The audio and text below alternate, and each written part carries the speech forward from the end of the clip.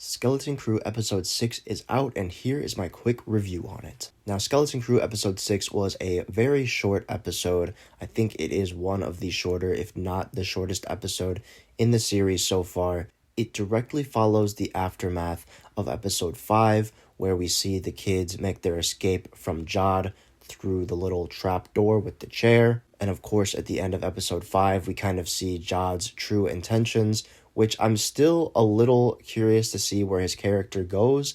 Right now, it seems like he's kind of taken captive by these pirates, but something about him and something about that scene where he kind of turns quote-unquote bad and turns on the kids didn't feel right. Like, it did because we kind of had this suspicion all along, but it feels too predictable.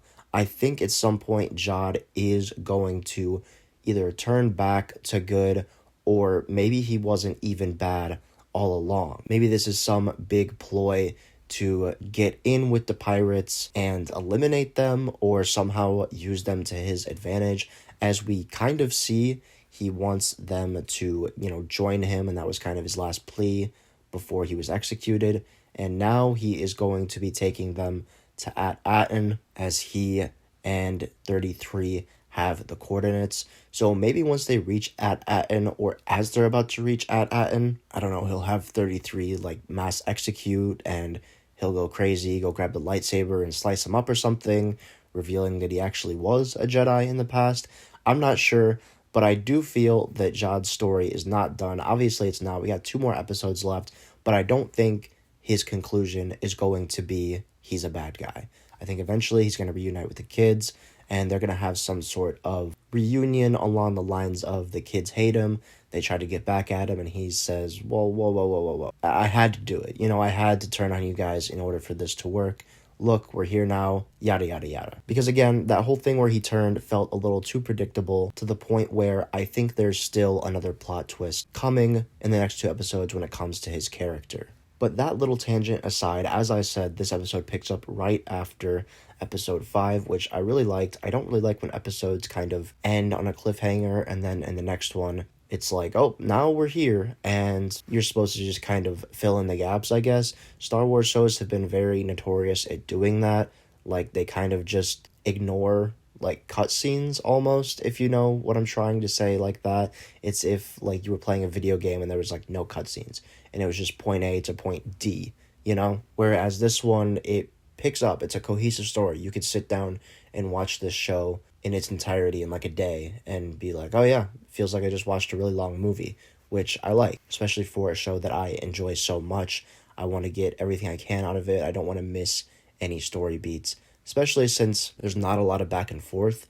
Yes, we see the parents on At-Aten from time to time, but for the majority of it, everything is following these kids and Jod. Any new characters that are introduced through their eyes, which is something you don't see a lot in television nowadays. But besides that, again, this episode being one of the shortest, if not the shortest episodes in the series, still accomplished a lot. There's not a whole lot to go into story-wise, but this, again, like Episode 3 or 4, I want to say, dealt a lot with character.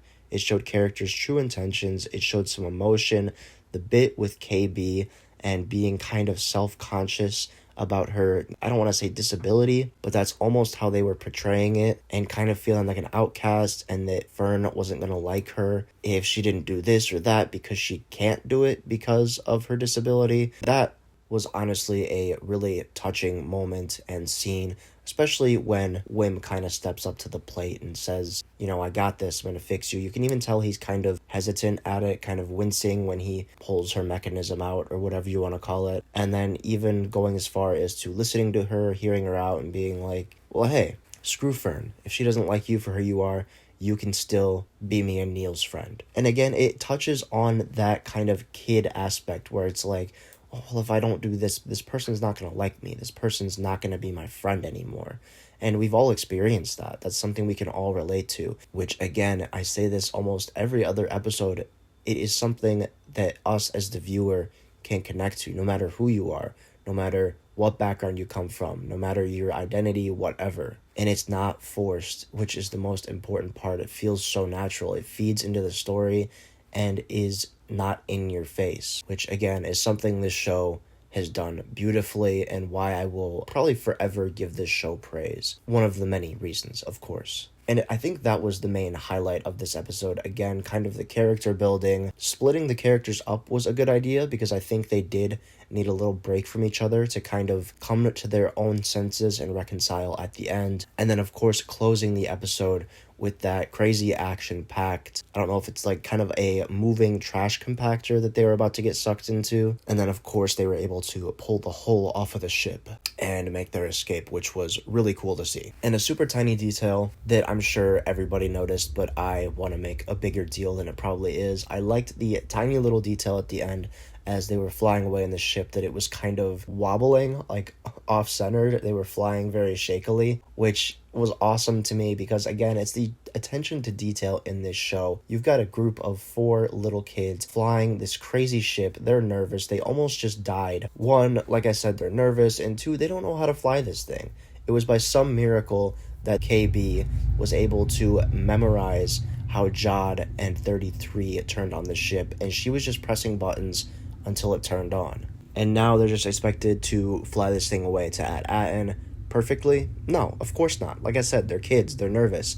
So seeing that ship fly off in the distance really shakily is something we're not used to seeing. We're used to seeing, grade A star pilots zoom that thing away all straight and centered. But now we're seeing a different batch of people piloting a ship, and again, seeing it fly away all shaky because it is a group of inexperienced kids was a detail that I don't think should be glossed over. That attention to detail was hilarious. It was awesome. We need more of that in Star Wars. But yeah, those are just my quick thoughts on Skeleton Crew Episode 6. I'm really looking forward to the last 2 episodes. Hopefully they set up the finale in Episode 7 really well. I assume there's going to be a little bit of a hiccup before both of these groups can just arrive at Aten, but I assume by the end of the episode they will find their way there for the final showdown or whatever takes place in the last episode. But I am done talking about that for now. I'm really curious to hear what you guys have to say down in the comments below. Did you like this episode? Why or why not? And of course, as always, I will be reading and responding to those comments in the coming days. Also, while you're at it, make sure to leave a like on the video if you enjoyed and subscribe to the channel if you're new.